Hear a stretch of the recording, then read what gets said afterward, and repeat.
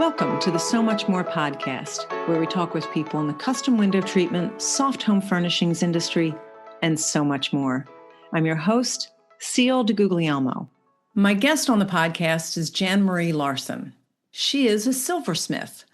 She makes sterling silver thimbles and sewing tools one at a time by hand. Her journey from Iowa farmer's daughter to fashion design, custom tailoring, to missionary in Africa, to organic crop inspector, all while being the mother of 9 children, all culminated with an older neighbor calling up and saying, "I need help and you can learn this." Jan agreed, and she learned silversmithing. And lucky for us, because Jan's work is absolutely beautiful. I really hope that you enjoy hearing from Jan today. Jan, thank you so much for taking the time to talk with me today. I really appreciate it. Okay, it's good to be here.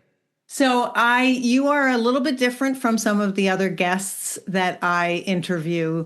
What you do is sewing adjacent. And I know you also sew, but you don't make custom window treatments, but you make a tool. And I don't even like calling it that. It is a work of art and a tool. So why don't you introduce yourself, tell us a little bit about who you are and what your business is.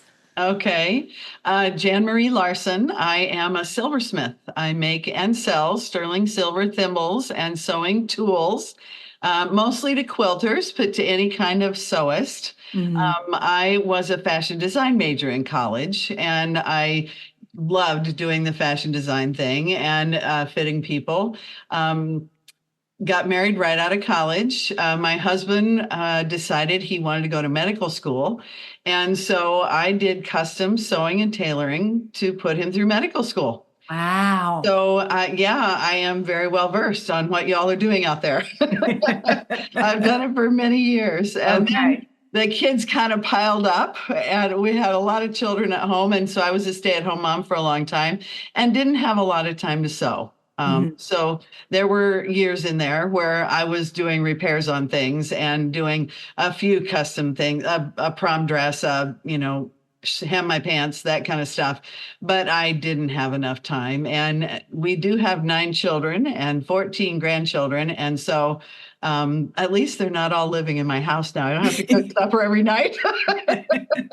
Well, Jan, I am one of 9 children, so I can appreciate what the level of activity is. Rather high. Yes, rather high. There's always something going on. There is, very much. But your sewing gets set aside for a time. Yes, it does. I very much know what it is, but haven't been, doing an awful lot of it for a while. So how did you get into the silversmithing? Well, that is such an interesting story. I had a neighbor here in Fairfield, Iowa, who was a thimble maker, and I knew her because we kind of gardened together. We would share things from our garden. She 30 years older than me. I was in my 50s and she was in her 80s. And she finally called me one day and said, "Jan, I need help. You can learn this." And I knew that she made thimbles, but I thought it was kind of a goofy hobby, and I really didn't know what she was doing. So finally I said, "Okay, what do you need?" And so I started working for her in the mornings, and I was basically polishing thimbles. They were all done except they hadn't been polished up. Okay. And with silver, you turn them completely a matte black with an acid wash before you do all the final polishing. And that leaves little acid black in all the little creases, and it makes the artwork show up beautifully. Okay. And so you will see some kind of white silver that has not been acid washed and black like that. And it kind of looks funny to me because when it's done, it's been blacked and polished. So it looks like it's half done. So, but she had them all blacked and in a file cabinet, kind of sorted. And she would give me another 10 every morning, and I'd polish the inside and polish the outside and brush and finish them up. And then they would go through a little tumbler with jewelry detergent. And then my favorite part of the whole day, you dump them out of the tumbler and rinse them off in hot water so they'll dry real quick. And then you pour them onto a dish towel and roll the towel around it and jingle them back and forth all the way Oh my gosh. through the house to knock the drops of water off so that they don't get water spots on them. Right. Oh, Yeah. wow. And then we'd take the dish towel and kind of wipe them off, and ta-da, those are all going out in the mail this afternoon. And that this was a business that she was running. She had established her business probably over 20 or 30 years. Okay. She even did a lot of her soldering and work in a mobile trailer unit for a while and went from art fair to art fair and Oh, did that sort of wow. thing. Yeah, so she had a well-established business. Her name was TJ Lane, and your podcasters will know who that is. Okay. She was So, around for a long time. She spent a lot of time in the mountains in Asheville and Boone, North Carolina. okay. And so a lot of people know her out there, but she'd been around forever. And that's a business that she ran before social media and before she could announce on Instagram Absolutely. where her next show was. Yes, I was rather horrified. Her website still just, well, it's been almost 20 years ago now. Her website was still kind of attached to a group, and it looked very old. I mean, scary old, Yeah. 70s, 60s, and 70s old. And I said, I can help you get some new photos and we can, get it updated a little bit. We can find a little cut and paste. And she was not interested, not at all. Okay. But she Just, was 83, yeah. Yeah. I get how this works. Leave me alone. Yeah, right. So I get it. I don't want to try anything new. Yeah, leave me alone. But then I did started my own thing. So I Okay. got there. Yeah. So you started it separate from her, or did you No, continue I to? started with her, very much Okay. with her. I was just going to do polishing and finishing. I was still working as an organic crop inspector. And so I had moved all my inspections to afternoon and I did my paperwork at night and I worked with Okay. her every morning. And Okay. so my last one had gone off to college. Was the household was not difficult to manage. Going from 9 kids to 0 was I was going to say, lots of fun. it's all relative, Jan. You could have had three at home and thought it was easy. Yeah, I could have.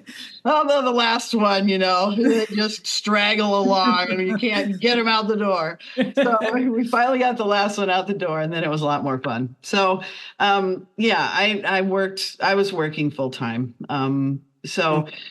Worked with her in the mornings, did a lot of polishing. She was sitting, writing notes to her customers and getting her envelopes ready for the thimbles I was finishing. And then we started kind of doing, after I got her kind of caught up on all that, we started doing other lessons in silversmithing. She taught me how to do some soldering, and she taught me how to make a piece from a sheet of silver. Real simple things like rolling it into a tube and then soldering it shut on the edge, and then how do you make the lid and how do you finish the bottom? And yeah, it was really a lot of fun. It wasn't all that different than sewing garments because you're making a collar and then you're making a cuff and you're attaching a sleeve and you're putting the buttons. It's just getting the whole process to work together and knowing what it looks like when it's really done right and knowing, oops, I just melted that whole piece. Let's start again.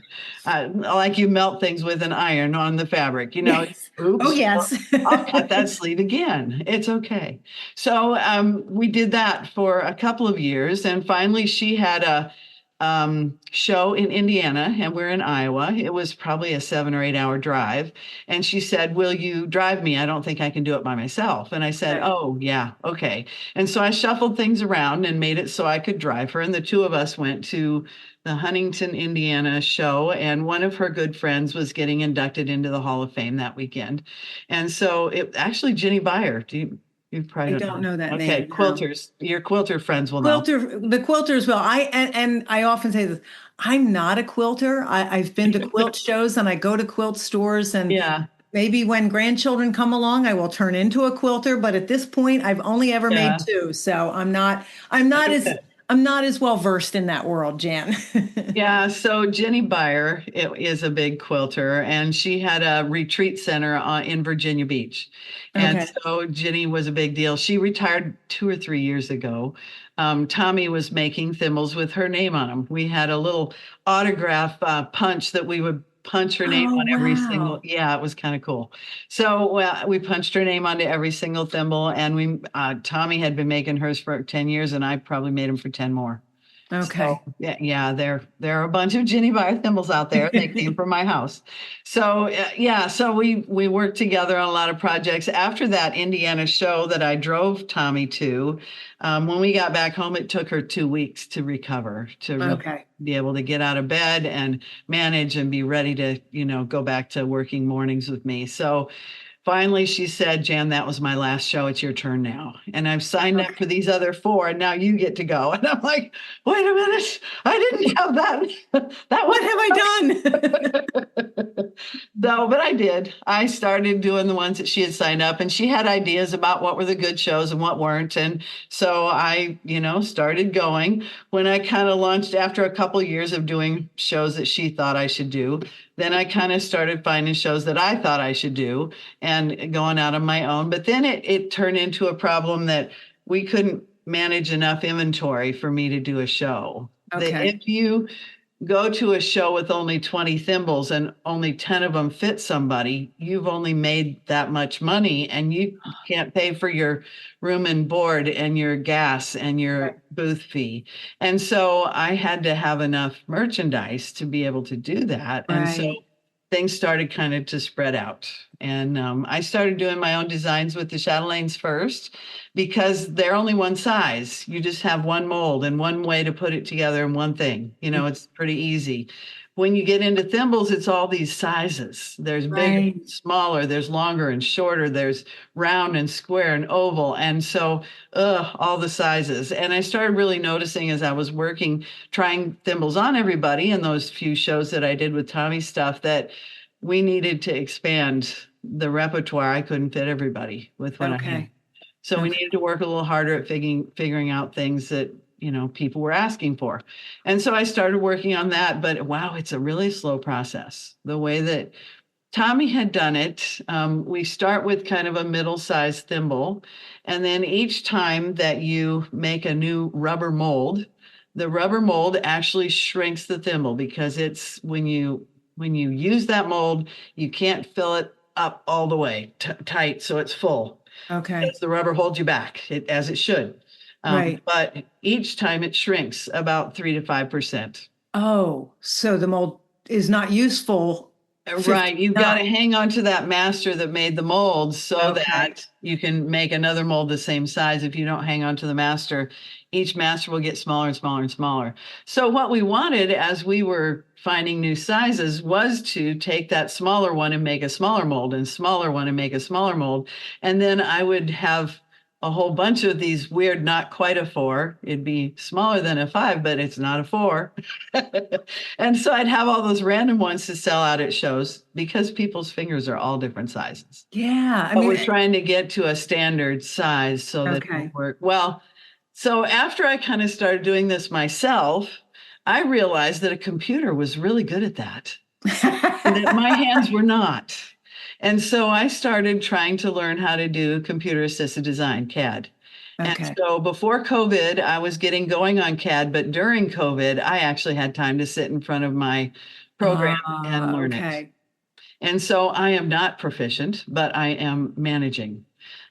So I can put most of it together, and then it's real easy to find experts online in other countries, Ukraine and Vietnam and anywhere in the world, that are very good at it. And there are programs that will translate their words so that you can Okay. actually, yeah, so that we can figure it out. And honestly, most of what we do is visual.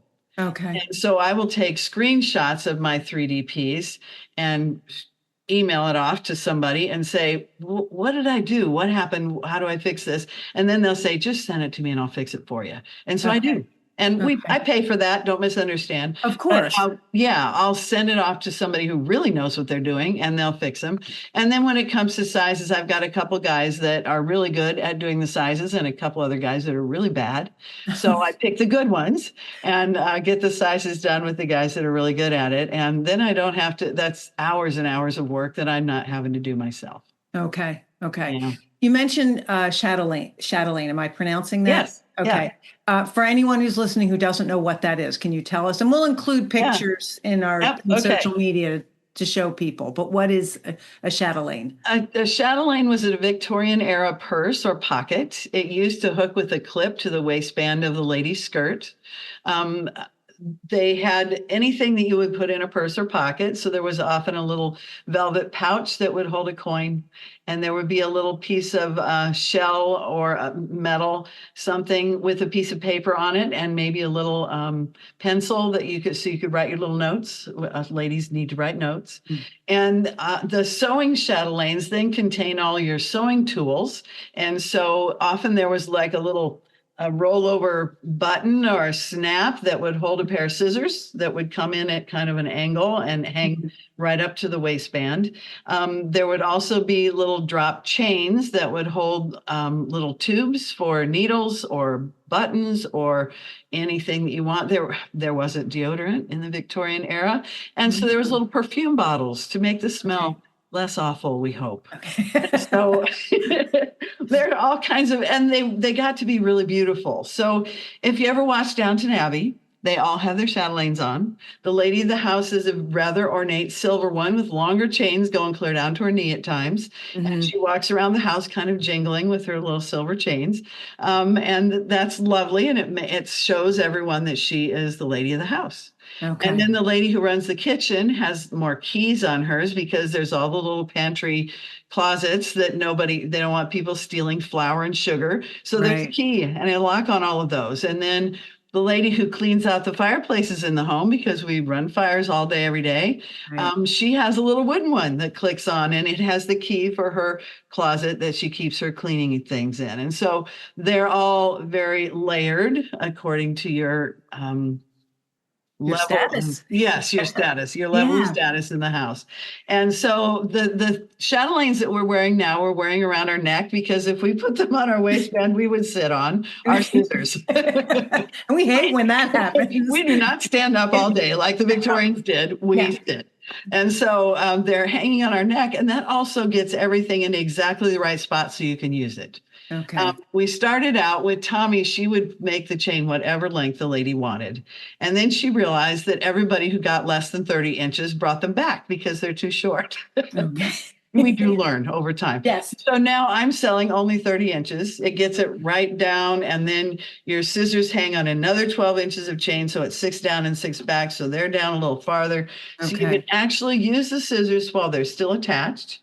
You pull them out of their sheath and still attached by a chain, and you can reach up and clip whatever you need to and drop them back into the sheath.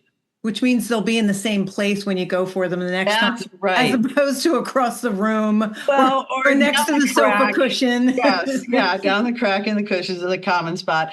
And they're also not laying on the table when the grandkids come running in, or whoever it is, your own kids. Here, I'll cut some cardboard with your scissors. No, thank you not. No, please don't. You will not. So they're on your neck. And then when all of a sudden there's an interruption, you just hang that necklace wherever you need to, on a doorknob or in your sewing room. And then it's all still there when you come back. Yeah, I love that idea. So and they're pretty as well. They are pretty. Yeah. And I want to get into the artwork in your thimbles, but so you've taken over the business from Tommy. How long did you do this and your full-time job? After a couple of years doing the once in a while shows with the organic crop inspecting, the organic crop inspecting is something where you do them actually one at a time. There's an agency that refers people, and I do them one at a time. So I could slow down to only doing 10 a year. Okay. Then I could slow down to only doing 2, and then I could quit. Okay. And so there were certain farmers that I had done for a few years and that I hung on to for a while because I knew what I was doing. It would be real easy to go out there and get my $300 check for doing the day of inspecting and writing up the report. And I think, I kind of like seeing him. I'll run out for the day and see him, and we'll do that. And so I hung on for a while, but I did the first year that I was full-time doing thimbles. A lot of them were my own thimbles, but it was kind of a slow compilation. It took a while to get going. But I did 12 shows in that first year, and it's been more than that ever since. Okay. So I'm doing a lot. Yeah, I think it's 35 this year. Okay. Yeah.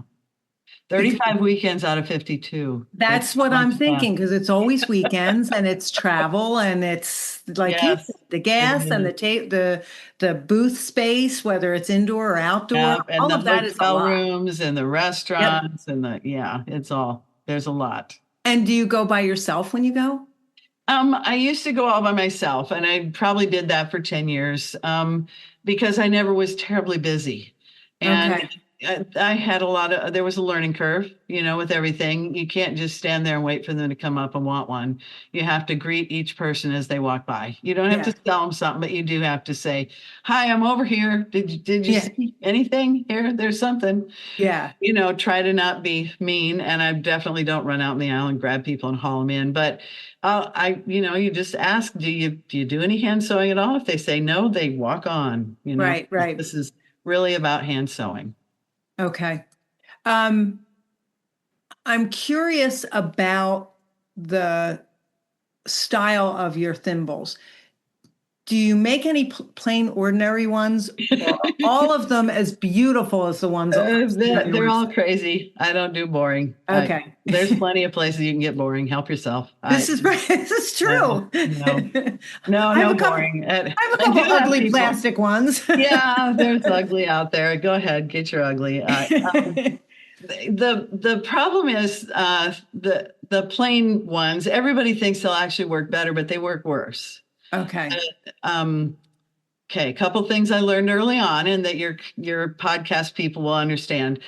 Dimples should not be little bowls because your needle will roll around in the bowl and it will Mhm. slide off. My dimples are cylinders. It goes straight down. It has a flat bottom.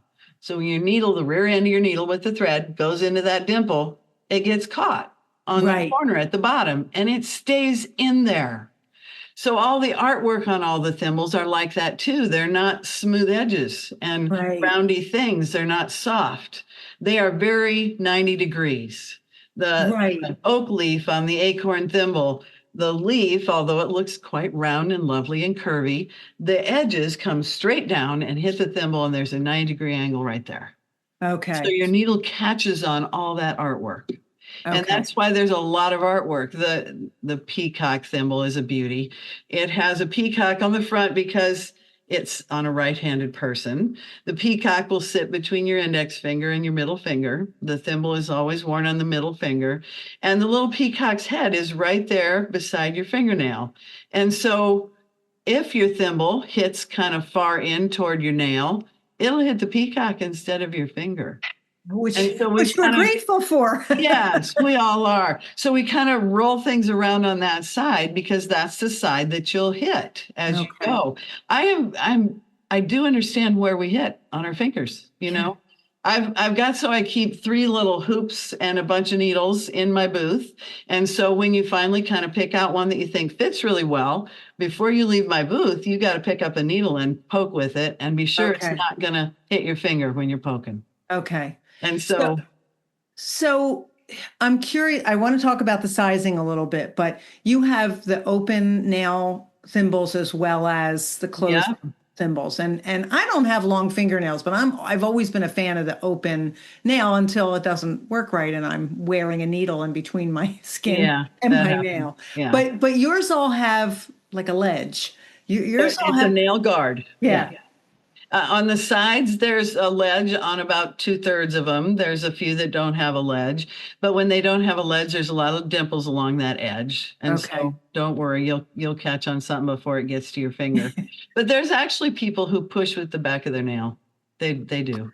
Yeah, I've done it. So it's a Yeah. weird technique, but I have a brother who's an engineer and he says, there's so many hinges and so many different lengths on your finger. Look at all the hinges and look at all the lengths.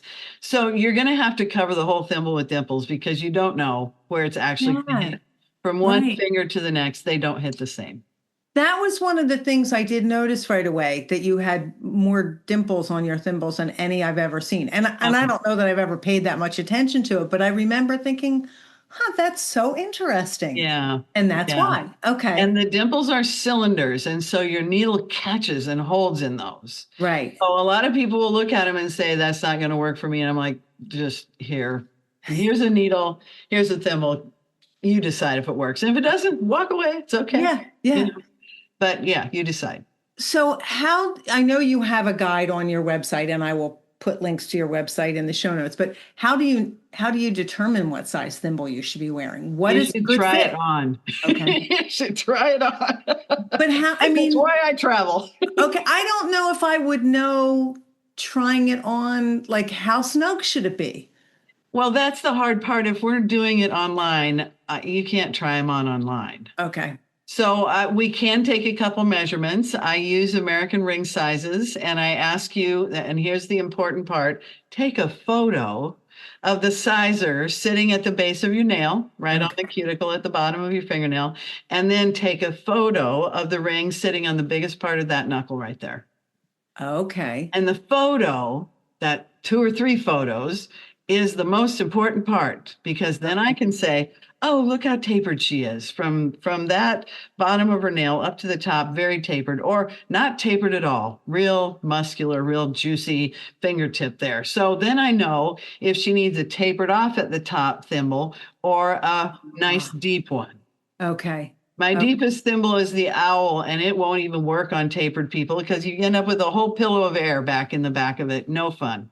Okay. So when I get somebody with a nice deep finger, the owls are the first one we try. If you have a Okay. really tapered finger, the queen bee is the first one we try. It's more Okay. tapered. I've solid it off. So I have a lot of different sizes and shapes. And really, the best way to go, I've probably got 5 girls that travel with me to shows now, and most of them are pretty good at getting a good sense of it too. I have tried millions of thimbles on millions of fingers. And I make them. So I know which one's deep and which one's narrow. And I can look at your knuckle and say, oh my gosh, that's a square one. Let's do a square thimble for that square knuckle. Or we can also take a round thimble, and I have my tools with me at the show, and we can square one up for you. So Okay. I actually can sit there with my tools and stretch. Silver is fairly soft and Hmm. a great conductor of heat. And so if you're at that time of your life where you warm up and cool off and warm up and cool off, then don't worry. The silver will be the same temperature as your body the whole time you've got it on. Oh, I never realized that, Jan. Yeah, it stays the same temperature as your body. And so they're very comfortable to wear. And Okay. the open nail are much easier to fit because it's not a solid cylinder that you're trying to change the shape of. You'll find your older ones as you buy them, the cool older ones. Oftentimes the lady has smashed it a bit with a pair of pliers or a hammer Hmm. to oval it out because that's the shape of her knuckle. The Yeah. end can be round if it'll fit on her squishy knuckle. And Right. so, well, when it's an open nail thimble, that whole air part where it's open allows you to change the shape at the bottom without changing the shape at the top. And it still can Okay. fit either tight or loose at the top, whatever you want, and get the knuckle to fit right. And I can fit the whole thimble all the way down. Okay. I mentioned before we started recording, I have a little printer's drawer with a bunch of thimbles in it, and some of them are my great aunts, and some of them are quite misshapen, and now I Yeah. know why. There's a few that have big holes in the top too. Yes, yes. One of them actually is worn. Uh, Yeah, a and lot of them. I'm going to have to include a photograph of my thimbles. Yeah, there Uh, you go. Okay. but I am intrigued by the things that we embellish, Jan. Quilting started as a necessity, and Of and course. people used scraps, and they used feed bags, and they used Yeah. anything that was available to them. And I love that as human beings, we feel this need to make something even more beautiful. Yeah. And what you are creating are very practical tools, Yeah. and they are gorgeous. And I mean, like, I'm looking at a couple of them on your website right now. I'm like, I like get distracted and be looking at my fingers instead of sewing. But I'm curious about. There's always somebody who's going to be like, what do I need that for? I just need a, plain old thimble. I don't need anything It pretty. costs the same. It And doesn't matter. and it just like elevates what we're doing. It does. And that a big piece of who I am is I want you girls to learn how to hand sew. And there are a lot of people that have my thimbles that come back for their chatelaine pieces every time I see them. It's fun. But they will come back and say, I do a lot more handwork now. Number one, because it doesn't hurt. The Yes. thimble stays on and it doesn't hurt my finger. But number two, I get to put on this beautiful thimble and watch it sew all day. Yes. Yes. Yeah. I'm looking at the Lily of the Valley gem thimble and I'm thinking that Yeah. would be like wearing a beautiful ring. I know, aren't they gorgeous? They really are. The tiara is another one. It's really long. I have a friend here in Iowa that teaches, she's the dot lady. Her name is Kira Reps, and she teaches needle turn applique. And so you take a Okay. round piece of fabric and you roll the edges under and you sew it on round. This is really Yes. hard to do by hand. Yes. And so she has a number of my thimbles. And when she teaches, she will, at the end of her class, she will dump like 20 thimbles out on the table and show them all off and have everybody Yeah. try them on. And she calls the tiara the training wheels for quilting because it's very long. It's Okay. not going to fall off. It has a little rim on top where the little tiara attaches to her head. You know, it's very cute. And that's the one that's training wheels. It'll get you Okay. started and you will love it because it's so beautiful. My daughter doesn't sew much, but she wears that one out to dinner with her friends. Oh, Yes. wow. I Yeah. love that. Yeah, you just wear it on your finger and it has a beautiful gem on the back, like the lily of the valley, and Okay. she can wear it out to dinner with her friends. So, yeah, it is a lot of fun. The sponsors of the So Much More podcast allow me to bring guests to you each week. And without them, I couldn't do it. I'm pleased as the owner of the Curtains and Soft Furnishings Resource Library that I can use the library to help sponsor the podcast as well. The library hosts the industry's largest curated collection of educational resources for the custom home furnishings professional. Membership to the library gives you access to a wealth of downloadable reference materials, videos, live events, as well as a community of support to help you develop your design, sales, and fabrication skills, and to grow or start a business. Join the library today at csfrl.org. The Workroom Channel is the premier online training provider for professional fabrication skills. Go to theworkroomchannel.com to browse the selection of anytime access courses created by industry experts. Watch detailed demonstration videos, download companion materials, and participate in private course discussion boards with your instructor and classmates from around the world. Start your course path today at theworkroomchannel.com.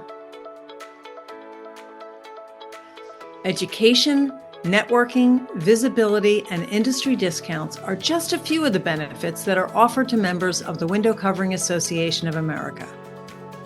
The WCAA is the only national nonprofit trade association that's dedicated to the window coverings industry and the dealers, decorators, workrooms, designers, and installers that make up our membership. The library is a gold level sponsor of the WCAA. Join today at WCAA.org. WCAA, where you are never in business alone.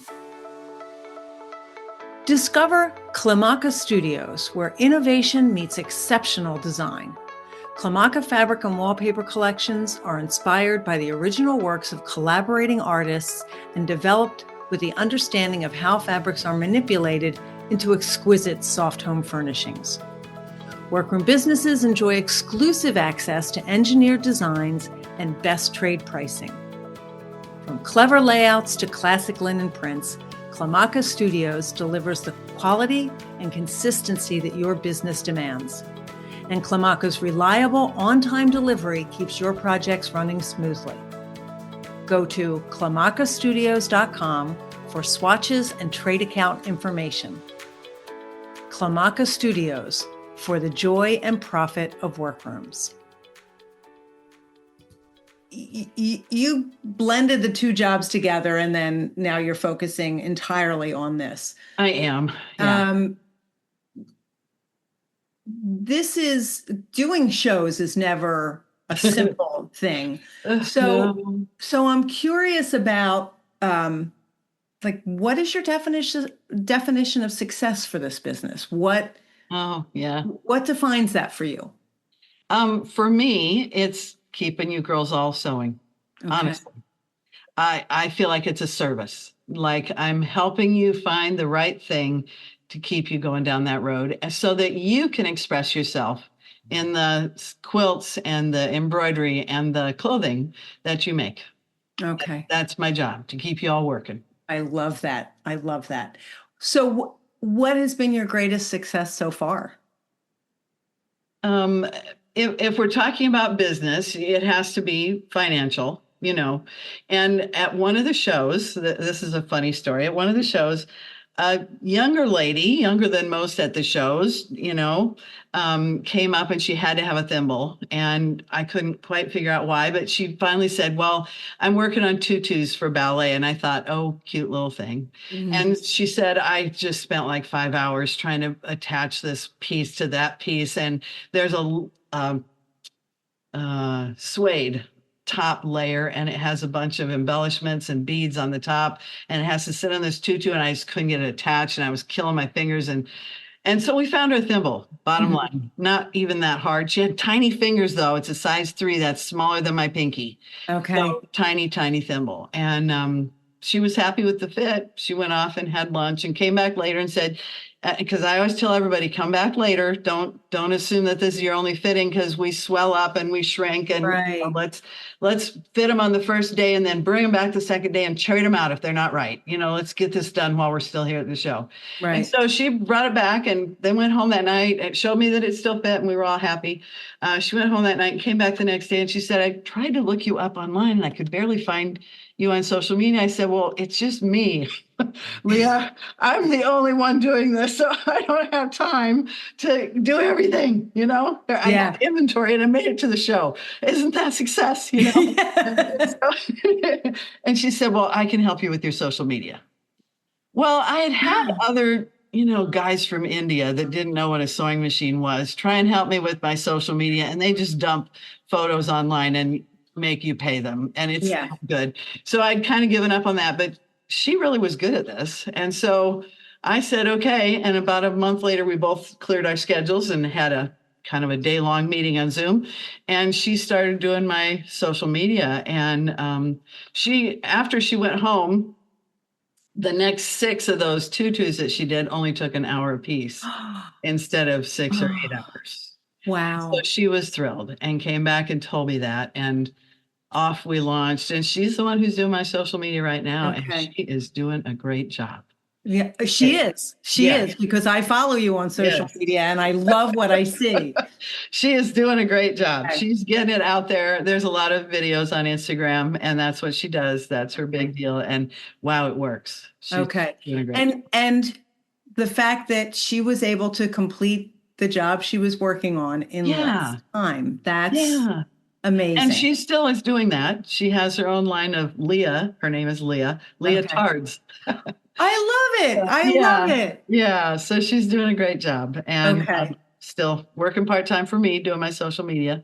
Mostly Terrific. because she just loves my product. And that's who I want working for me. Yes. Somebody who Yes. loves my product. Yes. And understands the mission of what you're trying to accomplish. Exactly. I love that. Yes. So, Jan, what have been some of your biggest challenges in running this business and creating these beautiful works of art? I grew up with 9 kids, and I was one of 4 on a farm growing up, and then I have 9 kids now. So balancing chaos is kind of what I do. There's a ton of chaos. The best decision I ever made was somebody told me when you get your own business, you need to figure out the part that you don't love to do and let somebody else do it. Yes. I hate the bookkeeping, just hate it. And I have a good friend from right here in town that was what she did. And I thought, well, that's the first thing I'm going to hire out then. I'm done doing, you know, I can't keep up with selling stuff. And so it's time. Yeah. And I had hired a bookkeeper about a year before I met this social media girl. And so the bookkeeper finally kind of rescued me from all of that. I was just kind of guessing on numbers a lot because I didn't have any nice hard numbers. And I hate the job. So I hated sitting down and doing it. So I hired her first, and then I found Leah, the social media girl, and she has done just a super job of getting me launched. And now we even were talking this morning, and she said, "Well, you're busy enough. You know, we don't need to we don't need to double your numbers because you're going to be drowning." And Right. I really noticed when she started, all of a sudden, I really had to have somebody with me at every show. Okay. Now I'm reaching into my basket of people that I can, fly out to a show and stay with me in the hotel and come back, Right. And so I've got about 5 different girls that are coming out to shows with me now. Nobody wants to do 35 a year but me. But there's people that'll do 12, 9, Okay. 10, or 12, or Perfect. 6, or 4, and maybe one's in their local area. And, so I'm reaching into my bag of tricks and trying to find people that will help Okay. shows. Okay. So you mentioned something about trying something and not working. I'm curious how you handle mistakes and failure and what you do when something happens. Things do happen. That's just kind of normal. That's a part of the Life. daily chaos. Yeah. One of the things with the product that I sell is that sterling silver, if the thimble's not okay, you just melt it and make another one. Okay.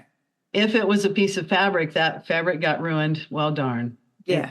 You got to go buy some more, Yes. But every piece of thimbles and chatelaines, every piece has a lifetime guarantee. So if somebody runs over their chatelaine with a car, they can return all those pieces to me and I'll give them all new pieces. Okay. I love in your sign off in your email. Yeah. Looking for it. You say, all right, I lost it. So you can say it if you could say it for me. Every piece has a lifetime guarantee. I will repair and replace anything that happens to your thimble forever. And what's the last line? I can't fix lost. Yes. Yes. You're going to love that. Yes. I think that is a proper boundary. If you lost it, you got to get a new one. It's tough cookies, babe. Start over. Yeah, it is. That when I first started putting that in my literature, the brochures, and it's actually in the sign in the back of my booth, and the guys that are standing there not knowing what's going on around them at the shows, they'll stand there and read the stuff, and he'll say, "Honey, did you see what it says?" You can't fix lost. No, you cannot do that. But it was some guys that were trying to print my stuff for me, and they said, "I'm not going to put that on there." And I'm like, "You are too. Who's paying for what? I'll find somebody else." But putting that on there, well, it's kind of rude. No, it's kind of funny. I laughed every time when I saw the return of your email. I laughed out loud. I'm like, "No, can't fix lost." Oh, shoot. It's not like it says "can't fix stupid" at the end of it. No, just lost. Fix lost. That is not. I can't replace that for you. No, I can't. Not at all. Ugh. Jan, have you ever considered quitting and not doing this anymore? Everybody's asking, what is my transition plan? What do you call it? Your exit strategy. Yeah, there you go. That. I think I got 10 years in me. I'm hanging in there for 10 more years. We're gonna. Okay. And then I've got to find somebody that's ready and willing.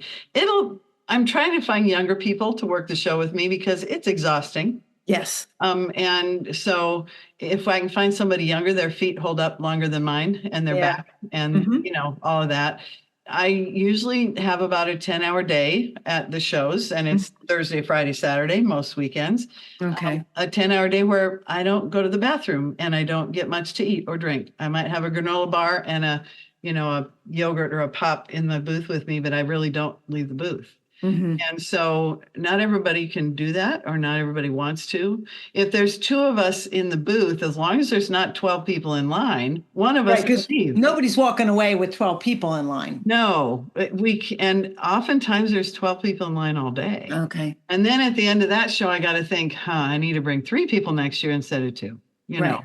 And so I do look at those things. Funny thing, my bookkeeper started thinking that when I took extra people to a show, that meant that I would make more money because there's extra people working the booth.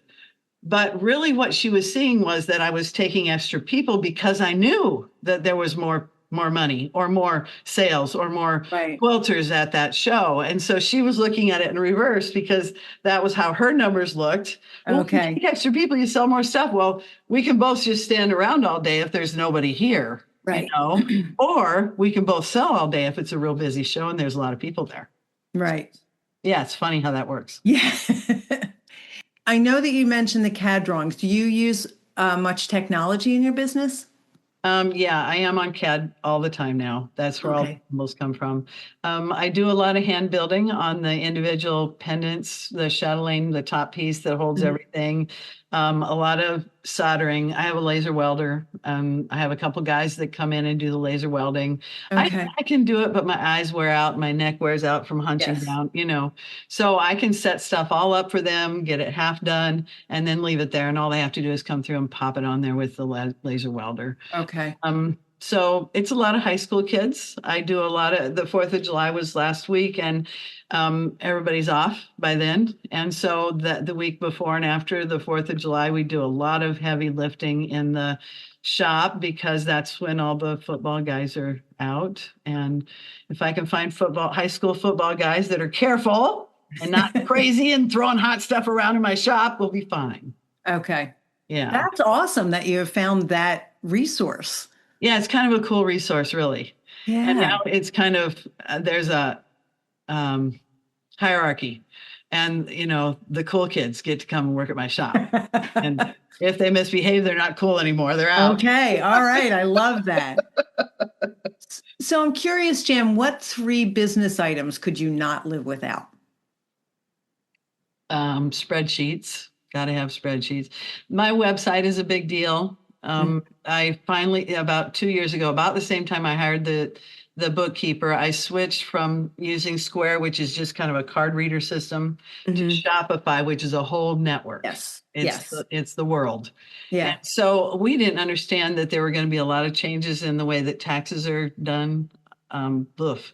Crazy changes because it's a marketing platform. It's not just a card reader.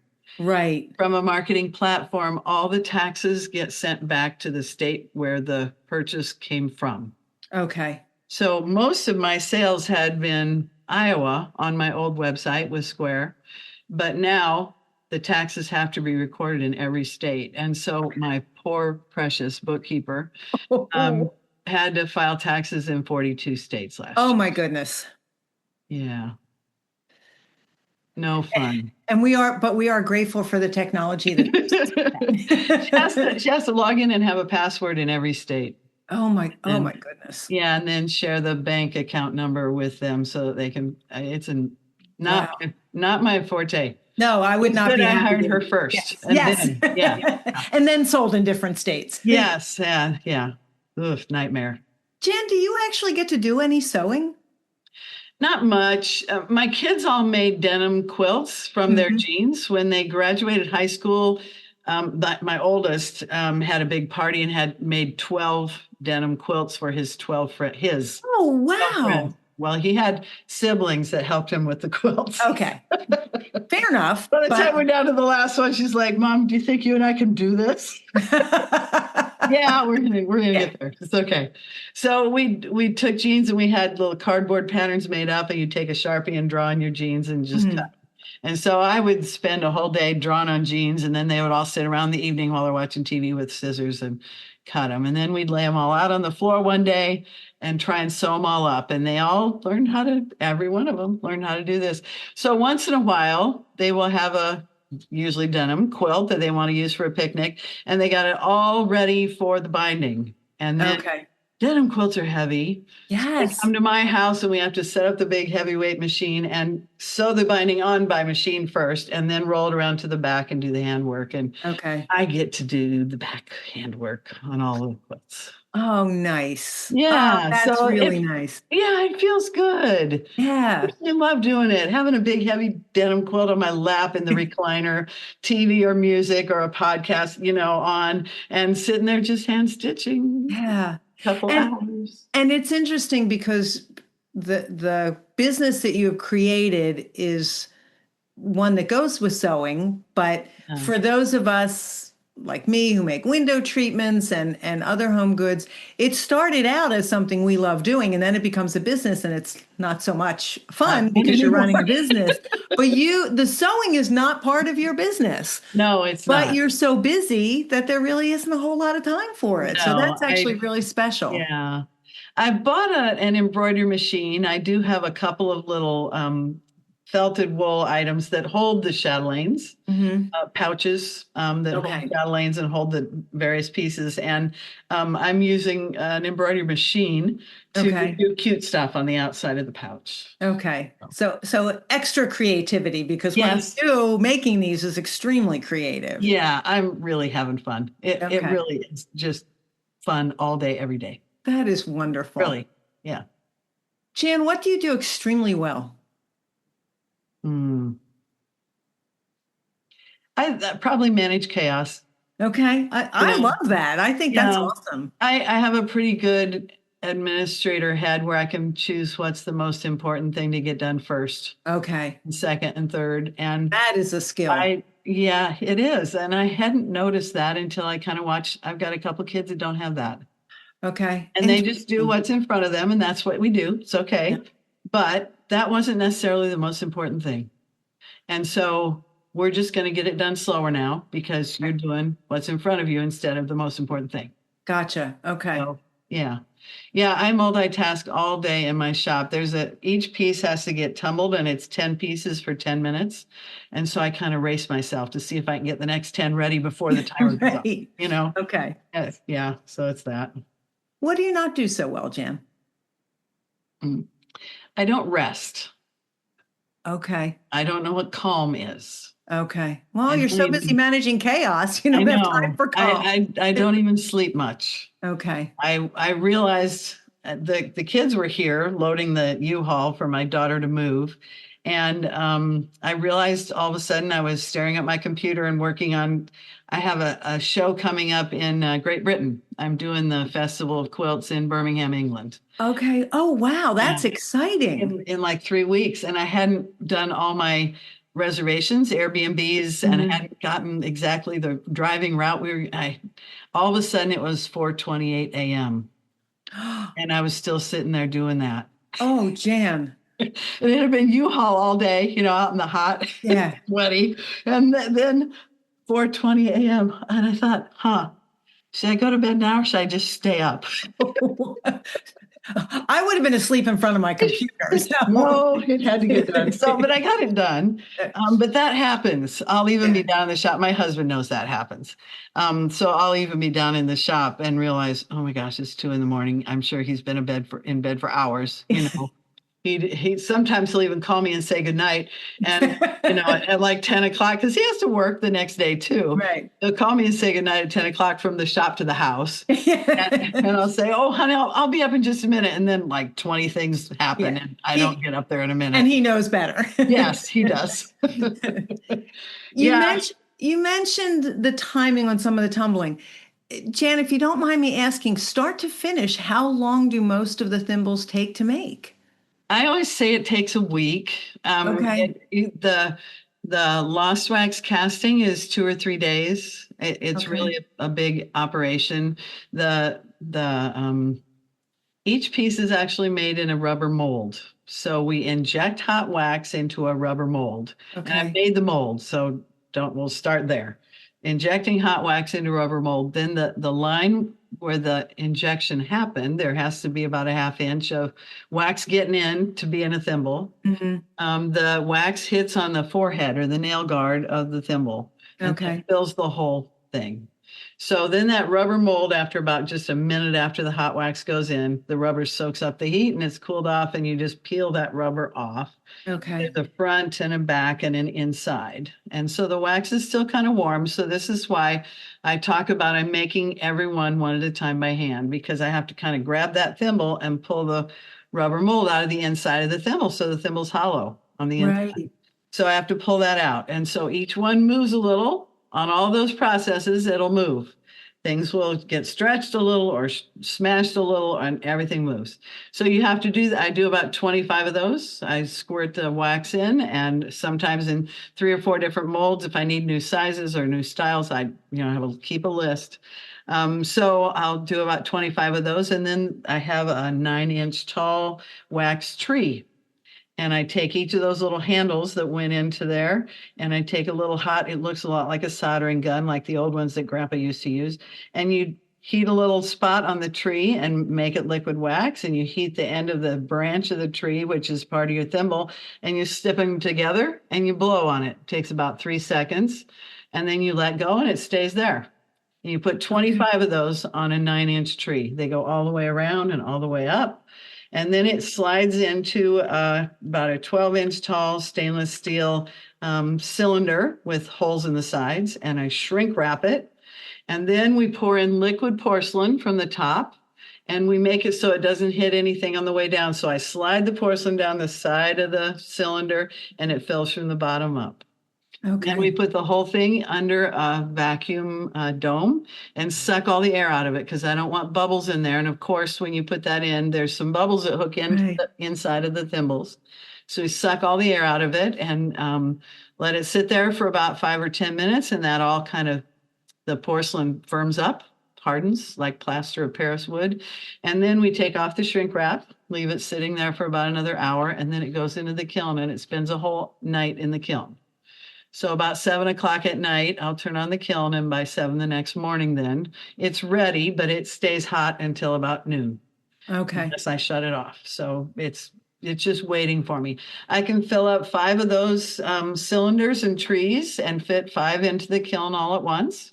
And then all of those are ready the next morning. So we weigh those, and there's a direct relationship between the weight of the wax and the weight of the silver. And so we weigh those and put the right amount of silver into a chamber and heat it and melt it. And then it drops again into a vacuum where the whole molds, which now the porcelain piece that we made is the mold. Mm-hmm. So it drops into that mold in a vacuum chamber, so no bubbles form as it comes down. We leave it sit real still there for about 2 minutes, and it cools down just a little bit. And then we lift that out and set it on the concrete floor, and it sits there for about 20 minutes and cools off to about 1,000 degrees. Jeez. And then we have a bucket of cold water, and this is all, we're doing this with a 39-inch long tweezers, Okay, yeah. So then we pick it up and plunge it into a bucket of cold water, and the porcelain just pops and snaps and goes crazy and just shatters off. Okay. And so then that's all floating in the water, and you pull out, and it's a silver tree that looks exactly like the wax tree that you put in. Wow. So then you cut them all loose and clean up the little cut marks on them. And then they get a little tumble and wash. There's a whole bunch of different washing processes. But then they go back into a smaller kiln for an annealing or a hardening process. And that's another overnight in the kiln. Mm-hmm. And so they anneal and harden, and then they drop straight into the blacking acid. Turn the whole thing, all the thimbles turn solid black. And then we start polishing and finishing on the outside. Okay. And so it's 3 different brushes, a coarse and a medium and a fine on the outside. Right. 3 different little Dremels on the inside, a coarse and a medium and a fine. And then they tumble one more time to clean them all up and polish them. And the last rinse is in distilled water, so we don't get water spots on them. Okay. I have my heating and air conditioning unit gives me plenty of distilled water, so I use that.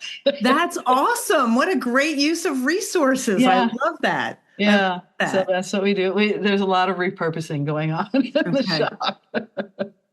Jim, what you mentioned you have fun all day long. What do you love best about creating the thimbles? I think the shows where the ladies are all trying them on and saying, "Oh my gosh, this fits." And my social media girl who came back and said, it only took an hour instead of 6. Yes. What a moment. Yeah. Yeah. Okay. And they come back and say, "Wow, I need another piece. I need a bigger one because in the summer I swell up, or I need well, you have to have a short one and a long one, don't you?" And all kinds of excuses to have yet another piece. I'm back. I need another one. So what do you love least about it? Well, the bookkeeping. Yeah. I hate bookkeeping. Okay. And that's it's getting done. I need spreadsheets so I can see which direction I should be going. Okay. Get in that administrative head where you have to have some information. You can't just make a guess. But I'm really good at guessing on the artwork part, at what people my age would want. I Okay. made a dragon. I had a customer, a guy customer, who wanted a dragon on his thimble. And my husband said, yeah, we should do a whole line of dragons. This will be fun. And he came up with these ugly, scary, horrible dragons. And I thought, no, I don't want a scary thing. And we found one that was kind of halfway ugly, scary, but it's a lot more cartoony than you would think. So Okay. the dragon thimble is cartoony, and it's called Dragons Love Gems. It's two dragons, one standing on a treasure chest and the other one in the castle gate, and they're fighting over a gemstone because they love Oh, shiny things. yes. Yes, dragons need shiny things. They want all this shiny. I love that. Yeah, so Okay. and I do know what women my age love, and most of Yeah. the women I'm selling to are my age. So of course we know. Right. In what ways do you think you're resilient? I've had at least 4 lives already. I didn't talk about this before, but my husband and I were missionaries in Africa. My husband is a medical doctor, a family practice, and we were missionaries in Sierra Leone. Okay. A lot of people starved to death there, and in Zimbabwe, where HIV was just Okay. horrible. We moved back to Iowa in 1997, and did about 17 years there. And Wow. yeah, I've only been in Fairfield for a dozen years. Okay. So And were yeah, you raising your kids there too at the of time? course. Yeah, Okay. you betcha. Okay. Yep. Wow. So a That's lot of different amazing. things. Yeah, things Yeah. have come and gone.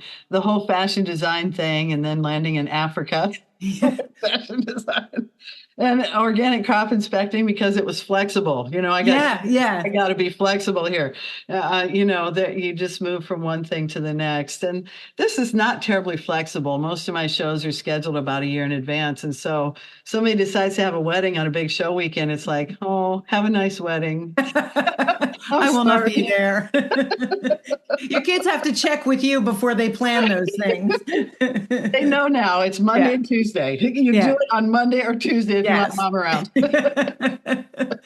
So you sort of mentioned you think you have another 10 years in you. I always ask the question, where do you see yourself in 5 years? But you think you have another 10 I get years 10. left? Yeah, Okay. there'll be 10 years of this. Okay. I'm doing a lot of international shows. The Birmingham one, England, is coming right up. And then France in September, and Australia is every April. I'm doing that one. Oh, wow. Mhm. Oh, Jan, that's exciting. Yeah, we are having a lot of fun with it. It's Okay. good. And now that you have a social media person, you are on all of the social media. So Yes. I will put links. I'm impressed beyond belief Yeah. because I'm not on many of them, but I will put a link to all of your Thank you. social media links in the show notes so that people can find them. So Jan, this has been so much fun for me. We both have work to do, so I have to let you go. But I would love to know if you have any advice for someone who's either new coming into business or who's been in business for a while. Our businesses are not the same, but we are both pretty much solopreneurs, and a lot of my listeners Yeah. are. So if you have any Yeah. advice, I would love to hear it. Follow what you love, and then it won't be work. That's a big deal. And I know everybody says that, but it really is a big deal because it doesn't, when I'm still up at 4:20 at night planning the Airbnbs for the Birmingham, England trip, that was fun, or I wouldn't have been wide awake doing Right. it. That's a really good point. Yeah. So then it won't feel like working. You won't dread going to do it. Okay. The other thing, you have to follow the money.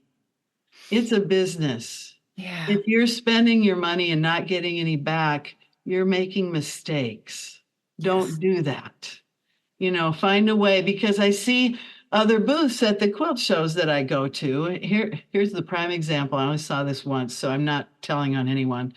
But she made, and they were cute, adorable, little almost flannel plaid kind of bundles. Probably they were like fat quarters in mason jars, and selling them for $3. Oh, Well, the jar probably cost $2. And right. the fat quarter, did you not cut that yourself? Where did you get ones that cost less than $1? Right. And you're paying for a booth with what?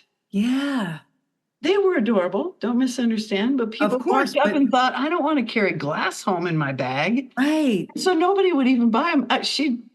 You have to follow the money. Yeah. Have to. If Jan, you can't make money on it, don't try to do it. thank you for that because that's still, I think in my industry in particular, we've come such a long way where Yeah, people value what they do. What we do is custom work. yeah. Not everyone can afford it. And okay, that's what it And is. but don't do it for free. Thank you. Thank you. I think Yeah, that is the most valuable piece of advice that we can give to people who are starting their own business, and especially coming from someone like you. You are an artist, and we yeah, don't all need I to be am. starving artists. We need to be feeding No, ourselves and our families in order to be able to produce no, more of these beautiful things. So thank you for that. I think it's great advice. very good. Jan, thank you so much. I encourage everyone to follow you on social media because your pieces are beautiful. I can't wait to see pictures from France and Britain and Australia. But Yes. thank you so much. I really appreciate it. All right. Thank you too. I really hope that you enjoyed hearing from Jan today. While what she does is different from what we create in our workrooms, she started like many of us do, just needing to help someone out and discovering she had a skill and then developing her business from there. And I love that while she creates a beautiful piece of art, it's also a tool, and that she is truly running it like a business. And I really appreciated her advice at the end. And I hope that you enjoyed hearing from Jan. Please go to her website and her Instagram account so that you can see some of the beautiful pieces that she's created. Thank you so much for listening. I hope you have a great day.